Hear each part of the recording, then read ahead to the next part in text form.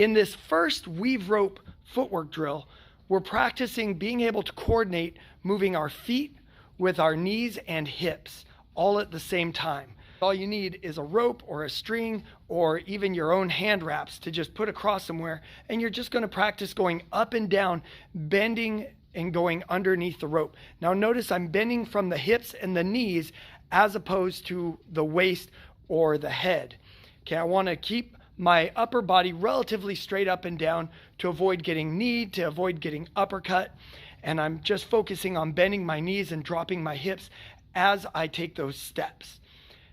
In this drill, I'm doing the same forward and backward movement on the weave rope that I did in the first footwork drill, but now I'm doing it using a spring step instead of just stepping. The spring step is just a plyometric step where you actually kick off the ground. You pick your foot up and then bounce it off the ground in order to move. In this footwork drill on the weave rope, I'm using a slip and weave to generate momentum to then explode into my counter strike, which is either my cross or my lead hook. Now the footwork's a little bit different on both. For the cross, I'm using more of a push shuffle, which is where my front foot moves first or moves forward, and then my back foot follows. And then on the hook, I'm actually bringing my foot together into a bit of a hop. So now we're progressing to 2 weave ropes, and this adds a whole new fun dimension. So I'm doing 2 spring steps in a row as I move up and down the ropes. Now, one important thing is make sure you come up in between the ropes. Also, you want to still make sure that you're staying very close to the ropes.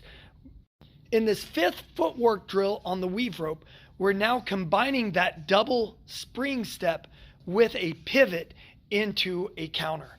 So now, as I'm going forward and back, I'm also pivoting in a half circle around the rope. So I use the first step to get me halfway there and the second one to get me the rest of the way. So this will add the ability to really cut angles quickly using that step and to really load up those counter strikes. Combining your footwork with your head movement is so important because it not only allows you to get out of danger safely and to make your head a moving target, but it also allows you to really load up your strikes, to put a ton of power into them because you're able to explode into them using your whole upper and lower body.